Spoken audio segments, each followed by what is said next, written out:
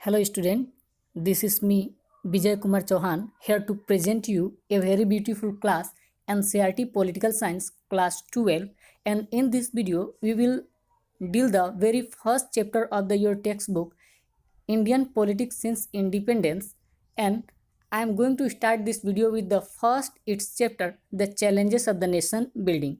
And in this video we will discuss the whole summary of this chapter, that on what ways and what type of the challenges India has to face. As well, I will try to cover this video both in the Hindi as well as in English. So student, if you like my channel, please subscribe my channel NCERT Political IDA and like, share and subscribe. So now I am going to start this video with the very introductory part of this chapter. So as the name suggesting here, that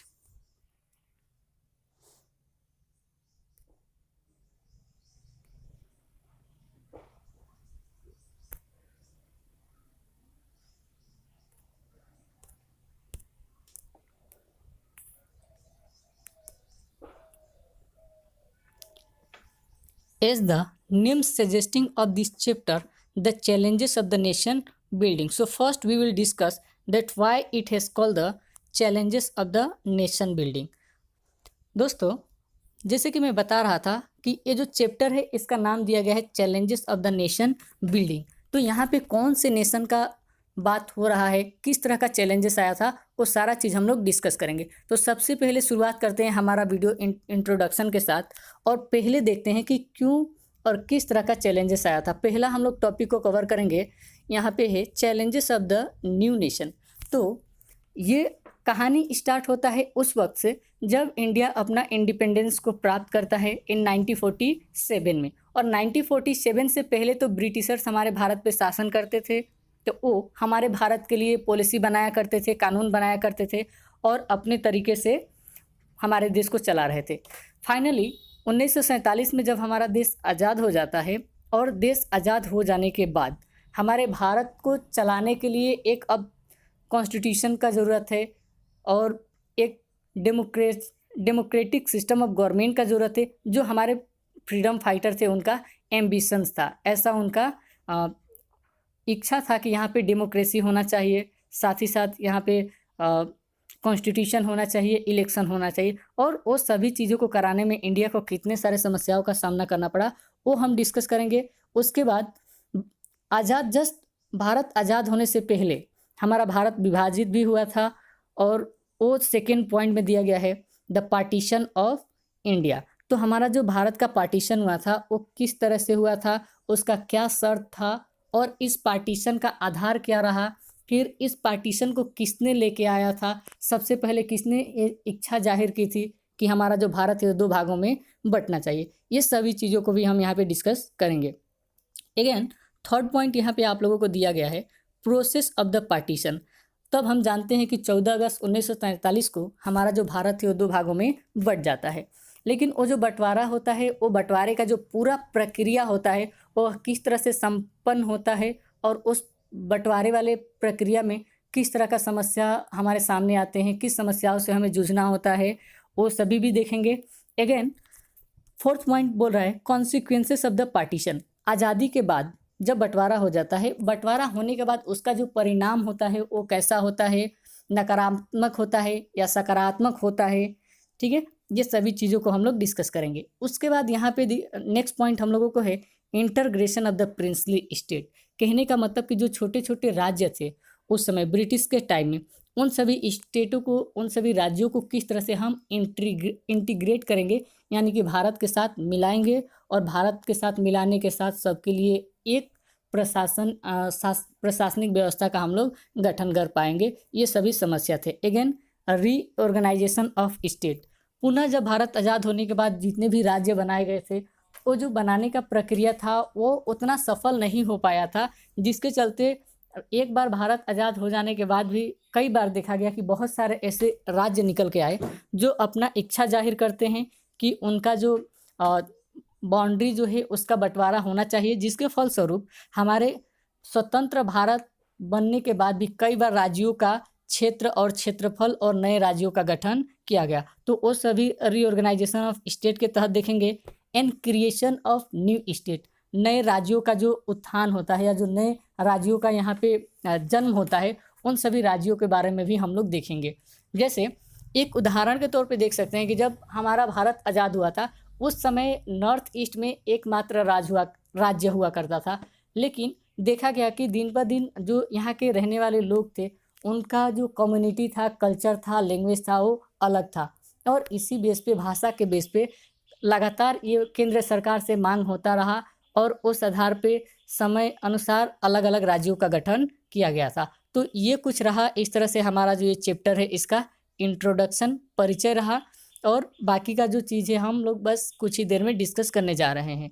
again student, in this video we will discuss that when the India get its independence in 1947, and after that the ambition of the Indian freedom fighter was to make India as a independent and the democratic state. So in the formation and the process of the making India as an independent nation, what were the difficulties India has to face, all these things we will discuss in this chapter, as the name of name the challenges of new nation is suggesting.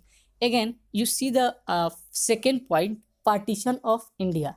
So we all know that India was just before the independence on 14 August 1947, that India was divided into the two part and two new nation was created, one India and another was Pakistan. So in this video we will discuss the what was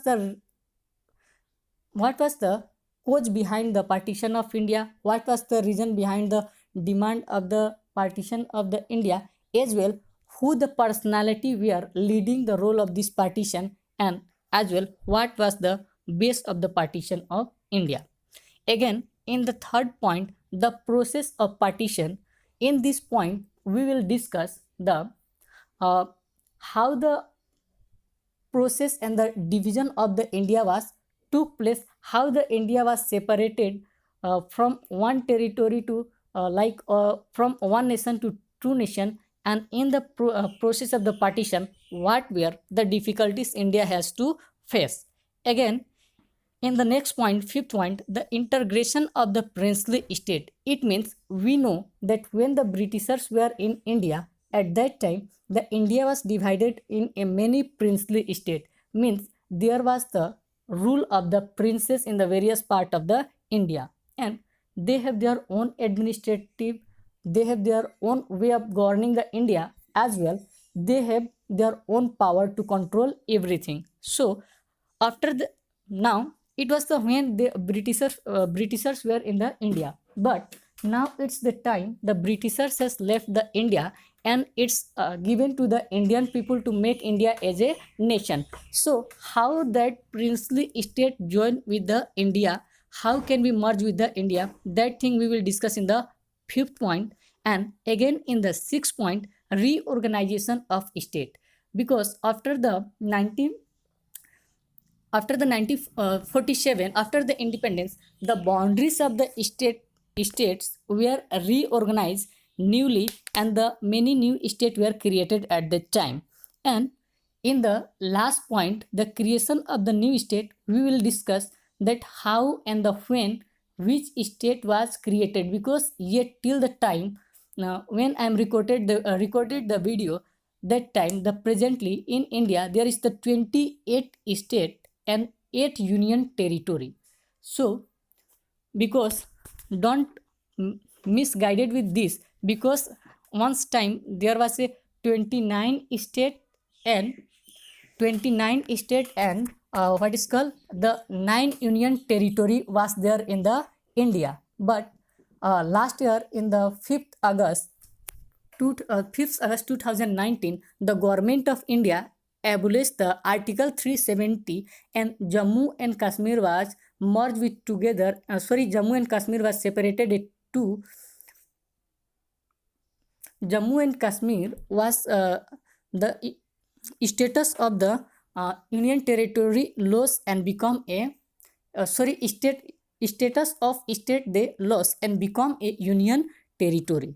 So now again that time also the two new union territory was introduced in the India. One was the Jammu and another was the Kashmir. In this way the total number of state of India become 28. As well the total number of the union territory become the it was 7 and it's increased to 9. But again in 1st January 2020 the parliament act passed in the parliament, and Daman and Deep was merged with together and they become a single union territory. So this is the all story of the creation of the new state. Again very lastly or newly born state in the Indian context is the Telangana, which was formed in the 2013. So all these things we will discuss in this video. So let's move to the further, and we will discuss in a very brief manner that what the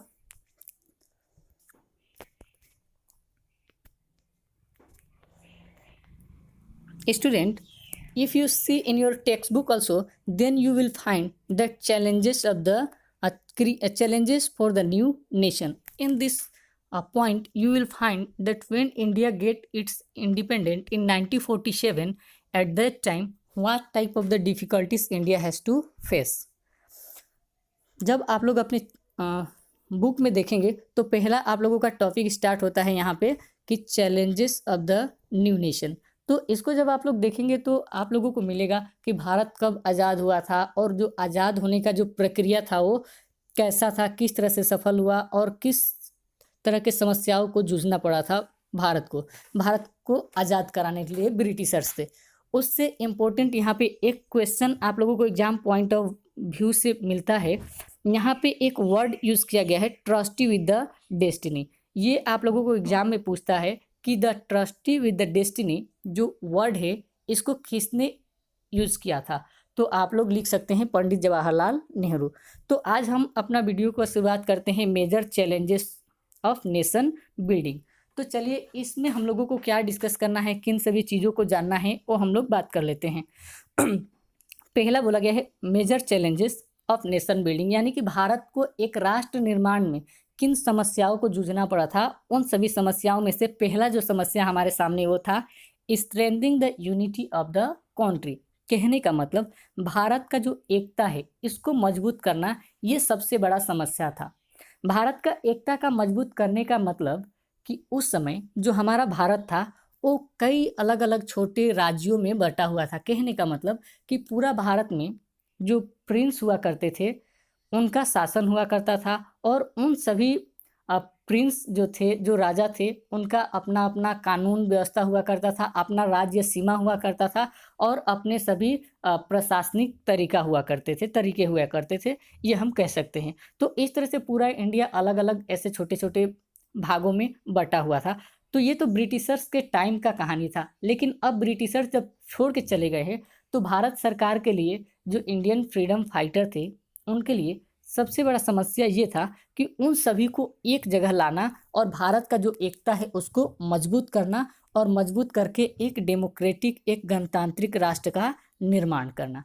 again दूसरा अगर हम लोग बात कर लेते हैं, यहाँ पे दूसरा पॉइंट आप लोगों को मिल जाएगा, building of a democratic policy and society. कहने का मतलब कि एक गणतांत्रिक शासन व्यवस्था और समाज का निर्माण करना, क्योंकि इससे पहले ब्रिटिशर्स के समय में हमारा जो शासन व्यवस्था था वो बिल्कुल डेमोक्रेटिक तरीके का नहीं था, यानी कि उसमें गणतंत्र का अभाव था। तो एक बात मैं आप लोगों को बताना चाहूँगा कि जब डेमोक्रेसी का हम बात करते हैं तो डेमोक्रेसी होता क्या है। डेमोक्रेसी जब जहाँ पे भी होता है वो सबसे पहले अपने लोगों को अधिकार देता है, मतलब राइट देता है, लिबर्टी देता है, इक्वलिटी देता है, जस्टिस देता है।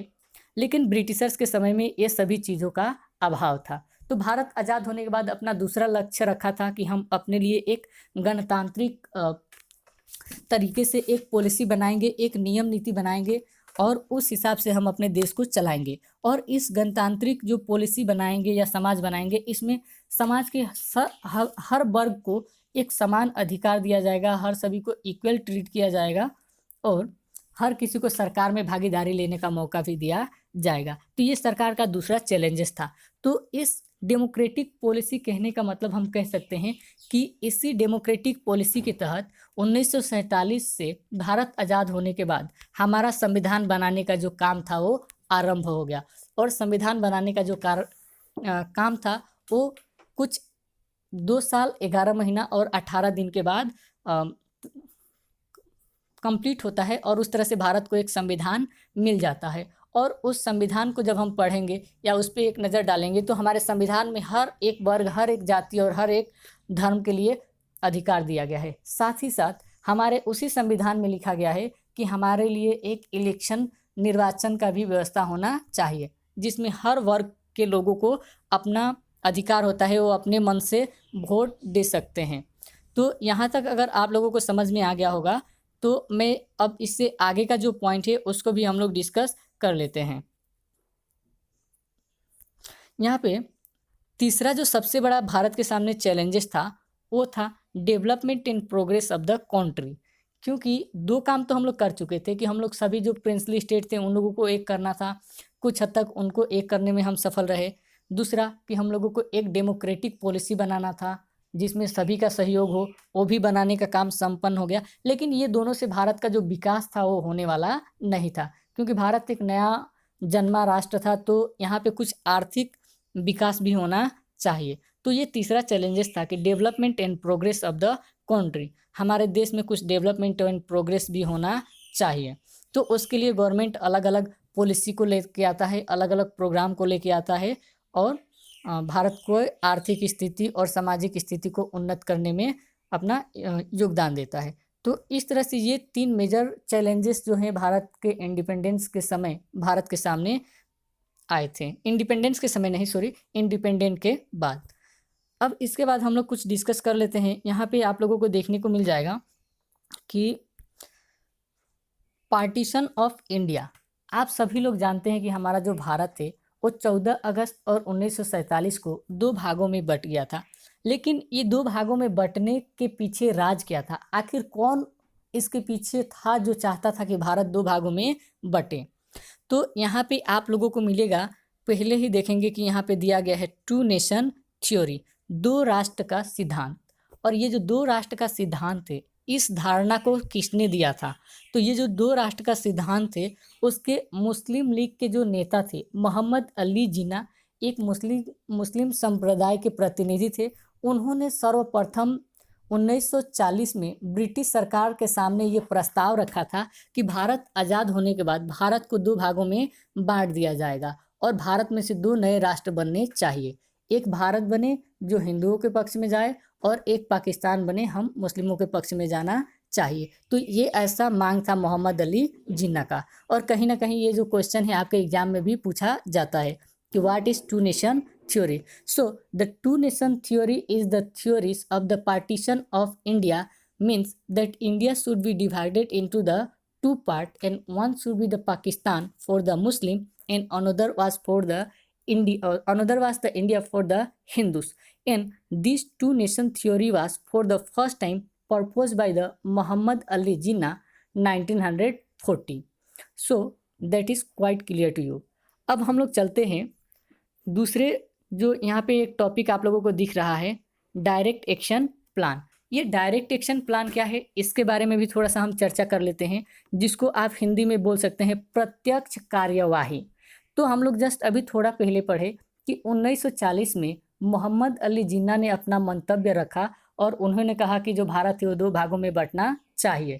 और ये अपना प्रस्ताव कांग्रेस के सामने भी रखे और जो ब्रिटिश गवर्नमेंट थे उनके सामने भी रखे। लेकिन जो कांग्रेस के लीडर थे या जो कांग्रेस था उस समय, इंडियन नेशनल कांग्रेस, वो नहीं चाहता था कि हमारा जो भारत है वो 2 भागों में बटे।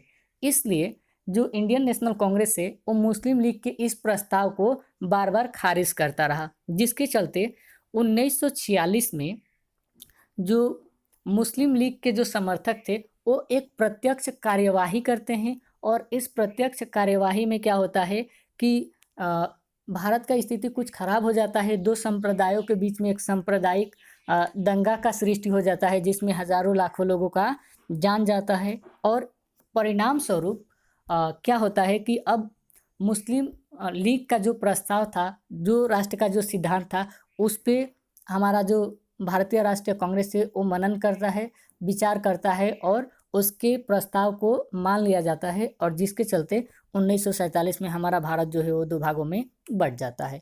तो ये दो क्वेश्चन, दो टॉपिक्स हैं जो आपके एग्जाम के लिए बहुत ही महत्वपूर्ण हैं, तो आप लोग इसको ध्यान से देखेंगे और पढ़ेंगे। कुछ यहाँ पे एक क्वेश्चन इस तरह से भी पूछा जाता है कि what was the principle of partition of India, Bharat विभाजन का नीति क्या था। तो यही दो नीति थे जिसके आधार पे हमारे भारत को डिवाइड किया गया था। और ज़्यादा समय नहीं लेते हुए जस्ट हम अगले जो हमारा जो टॉपिक ऑफ डिस्कशन है उस पे चलते हैं। प्रोसेस ऑफ पार्टीशन, हमारा जो देश का जो पार्टीशन हुआ था, यानी कि जो बंटवारा हुआ था, विभाजन हुआ था, उसका प्रक्रिया क्या था, किस तरह से उस पार्टीशन को सफल किया गया था, या किस तरह से वो जो पूरा प्रक्रिया था वो संपन्न हुआ था, ये हम लोग जस्ट अभी डिस्कस कर लेते हैं यहीं पे। आप अपने टेक्स्ट बुक में देखेंगे तो यहाँ पे कुछ 3-4 आप लोगों को पॉइंट मिल जाएगा। ये सभी प्रक्रिया थे जिस प्रक्रिया के द्वारा हमारा जो भारत और पाकिस्तान था उसका विभाजन किया गया था। तो हम सबसे पहले जो पहला जो टॉपिक है उसको डिस्कस कर लेते हैं। पहला जो पॉइंट है उसको, इसमें ये कहा गया है कि देयर वाज से no single belt of the Muslim majority. कहने का मतलब कि उस समय जब भारत आज़ाद हुआ था ऐसा कोई भी एक क्षेत्र नहीं था जिसमें मुस्लिमों का संख्या बहुत ज़्यादा रहा हो।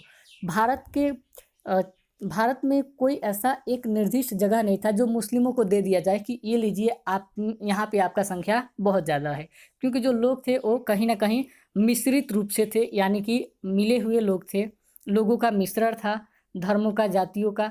तो इस तरह से, लेकिन उस समय देखा गया कि भारत में दो ऐसे खंड थे, दो ऐसे क्षेत्र थे जिसमें मुस्लिमों का संख्या बहुत ज़्यादा था। लेकिन समस्या ये था कि वो जो क्षेत्र था, एक तो भारत के पूर्व में पूर्व में पूरब दिशा में था और दूसरा पश्चिम दिशा में था। यही दो ऐसा एरिया था जो जिसमें मुस्लिमों का संख्या बहुत ज़्यादा था। तो उन लोग, ये दोनों एरिया जो है वो पाकिस्तान को दे दिया गया, और इस तरह से जो पाकिस्तान था वो दो भागों में बट गया। हालांकि इसमें कोई इन लोगों का भौगोलिक तौर पे कोई भी संपर्क नहीं था ईस्ट पाकिस्तान और वेस्ट पाकिस्तान में, क्योंकि उसके बीच में हमारा भारत स्थित था। फिर भी जो पाकिस्तान के हिस्से में दो ज़मीन दिया गया, एक ईस्ट पाकिस्तान और दूसरा वेस्ट पाकिस्तान। और कुछ दिनों के बाद 1971 में वही जो ईस्ट पाकिस्तान था वो फिर पाकिस्तान से अलग होकर एक नया राष्ट्र बांग्लादेश बनता है। तो पहला आप लोगों को समझ में आया होगा। दूसरा हम लोग देख लेते हैं। दूसरा समस्या हमारे सामने ये आया था कि उस समय जो भारत था उसमें बहुत सारे ऐसे मेजोरिटीज ऑफ एरिया थे जिसमें कि सभी जो लोग थे वो मुसलमान होने के बावजूद भी वो पाकिस्तान में जाना नहीं चाहते थे। और उसी का एक उदाहरण यहाँ पे हम लोगों को मिल जाते हैं। खान अब्दुल गफ़र खान, ये एक मुस्लिम लीडर होने के बावजूद भी ये पाकिस्तान में जाना नहीं चाहते थे, और ये भारत का जो संविधान सभा था या जो भारत सरकार था उसको समर्थन करना चाहते थे। तो ये भी एक तरह का समस्या था कि पाकिस्तान बनाना है मुस्लिमों के लिए, लेकिन बहुत सारे जो मुस्लिम लोग हैं वो पाकिस्तान में जाना नहीं चाहते हैं। तो ये दूसरा हो गया। तीसरा यहाँ पे बोला गया कि उसी विभाजन के समय एक ऐसा समस्या भारत के सामने निकल के आता है कि दो ऐसे प्रोविंस थे, दो ऐसे मुस्लिम प्रोविंस थे, मुस्लिमों का राज्य था जहाँ के राजा भी मुस्लिम थे, और कुछ हद तक वो जो जगह था वो मुस्लिमों के लिए ही जाना जाता था। लेकिन होता क्या है कि ये दोनों जो मुस्लिम होते हैं, वहाँ पे देखा जाता है कि वहाँ पे मुस्लिमों का भी संख्या बहुत ज़्यादा है और हिंदुओं का संख्या भी बहुत कुछ क्षेत्र में ज़्यादा है। तो जो उस मुस्लिम प्रदेश में जो हिंदू लोग थे वो उस मुस्लिम राज्य के साथ जाना नहीं चाहते थे, और ये समस्या हुआ था पंजाब और बंगाल के साथ। ये समस्या हुआ था पंजाब और बंगाल के साथ। ये समस्या हुआ था पंजाब और बंगाल के साथ। तो बाद में क्या किया गया कि धार्मिक बहुलता के साथ क्या कर लिया गया कि जहाँ पे मुस्लिमों का संख्या ज़्यादा था वो पाकिस्तान को दे दिया गया, जहाँ पे हिंदुओं का संख्या था वो हिंदुस्तान को दे दिया गया। और इस तरह से हमारा जो पंजाब है उस पंजाब प्रांत को ही दो भागों में बांट दिया गया था। तो ये तीसरी समस्या थी। और एक चौथा समस्या ये आ जाता है कि इस बंटवारा होने के बावजूद भी जो मेजोरिटी एंड माइनॉरिटी का समस्या है वो आज़ादी के बाद और बंटवारा के बाद भी बना रहता है। आज भी हम लोग देख सकते हैं कि हमारे हिंदुस्तान में बहुत अल्पसंख्यक मुस्लिम हैं और उसी तरह से पाकिस्तान में भी बहुत सारे अल्पसंख्यक हिंदू लोग अभी भी निवास करते हैं। तो इस तरह से ये जो मेजोरिटी और माइनॉरिटी का प्रॉब्लम है ये दोनों तरफ देखने को मिलता है। तो इस तरह से ये 4 समस्या थे जो भारत के विभाजन के प्रक्रिया में, भारत पाकिस्तान के विभाजन के प्रक्रिया में हमारे सामने आए थे। और इससे जस्ट हम आगे बढ़ते हैं और डिस्कस कर लेते हैं कि इसके बाद हम लोगों को देखना है कॉन्सिक्वेंसेस ऑफ द पार्टीशन। हम लोग को देख लेना है कि कॉन्सिक्वेंसेस ऑफ द पार्टीशन क्या था, यानी कि उस समय जो बंटवारा हुआ था उस बंटवारे का परिणाम क्या हुआ। भारत और पाकिस्तान जब 2 नए राष्ट्र बन गए तो किस किस तरह के समस्याओं का सामना करना पड़ा था। तो बहुत जल्दी मैं इस वीडियो को ज़्यादा बड़ा नहीं करना चाहूँगा।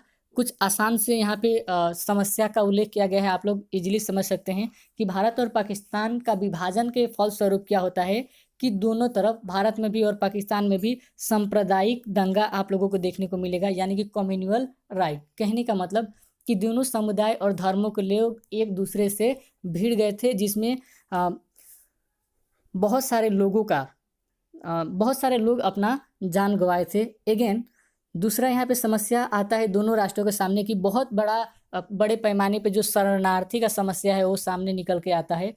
कहने का मतलब कि बहुत सारे जो लोग हैं वो पाकिस्तान से भाग भाग के भारत में आए, ईस्ट पाकिस्तान से भी आए और वेस्ट पाकिस्तान से भी आए।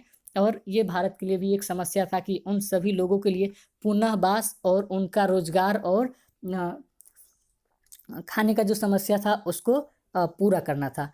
तो ये 2 अगर आप लोग को समझ में आया होगा तो जस्ट हम आगे बढ़ जाते हैं और देखते हैं कि और किस तरह का समस्या को देखने को मिलता है। तीसरा यहाँ पे बोला गया है डिस्ट्रक्शन ऑफ द प्रॉपर्टी, यानी कि संपत्ति का नुकसान हुआ था। तो ये जाहिर सी बात है कि जब 2 संप्रदायों में दंगा लगता है तो बहुत सारे रुपए का जो पैसा होता है उसका नुकसान किया जाता है, लोगों का हत्या किया जाता है और जो प्रॉपर्टी था, जो संपत्ति था, उसका नुकसान होता है। तो ये अगर तीनों पॉइंट आप लोगों को समझ में आ गया हो तो चौथा भी बहुत आसान सा एक पॉइंट यहाँ पे दिया गया है, majority and minority population on the both sides of the border. यानी कि विभाजन होने के बावजूद भी एक परिणाम यह निकल के आया कि हम जिस मकसद से हम भारत और पाकिस्तान को बांट रहे थे वो मकसद हमारा कुछ हद तक सफल नहीं हुआ और माइनॉरिटी का जो समस्या था या मेजोरिटी की समस्या था वो दोनों देशों को फेस करना पड़ा। क्योंकि ना ही तो पूर्ण जो हिंदू लोग थे वो पाकिस्तान से भारत आ गए, ना ही जो मुस्लिम लोग थे वो भारत से पूर्ण पाकिस्तान चले गए थे, सभी लोग नहीं गए थे। और एक 5वां पॉइंट यहाँ पे बोला गया है कि उस पार्टीशन का एक परिणाम ये भी हुआ कि डिवीजन ऑफ हार्ट, यानी कि 2 दिलों का बंटवारा भी इसे कहा जाता है। खास तौर पे ये जो कॉन्सेप्ट है 2 दिलों का बंटवारा, ये खास तौर पे हमारे जो साहित्यकार हैं, जो फिल्म मेकर हैं, उनका मानना है कि जो हम लोग बरसों से 50-100 साल से एक जो हमारा वहाँ पे हम अपना ज़िंदगी गुजारे थे, चाहे पाकिस्तान हो चाहे इंडिया, और वहाँ के जो स्थानीय लोगों से हमारा एक जो संपर्क स्थापित हो गया था या फिर हमारे जो कुछ सगे संबंधी उस बॉर्डर के उस पार छूट गए थे, तो उन लोगों को फिर से वापस लाना या नहीं लाया जा सकता था और एक जो परस्पर जो संबंध बना हुआ था वो संबंध क्या हो जाता है, समाप्त हो जाता है। और इस तरह से ये जो वीडियो भी है कुछ बहुत ज़्यादा लंबा हुए चले जा रहा है, तो मैं इस वीडियो को और लंबा नहीं करूँगा। और आप लोग अगर इस चैनल को पसंद करते हैं तो कृपया हमारे चैनल को NCERT पॉलिटिकल अड्डा को सब्सक्राइब करिए, लाइक करिए और शेयर करिए और कमेंट करिए कि आपको ये वीडियो पसंद आया। तो मैं इस वीडियो को कंटिन्यू रखूँगा और आप लोगों के लिए NCERT पॉलिटिकल साइंस क्लास 12 का जो पूर्ण सिलेबस है उसको मैं इंग्लिश और हिंदी दोनों भाषाओं में प्रयास करूँगा कि आप लोगों को इसका मैं तैयारी करा पाऊँ। तो इसी के साथ आप सभी को बहुत बहुत धन्यवाद। और आप चाहें तो हमारे चैनल को अगर अच्छा लगा तो लाइक, शेयर एंड सब्सक्राइब कर सकते हैं। धन्यवाद।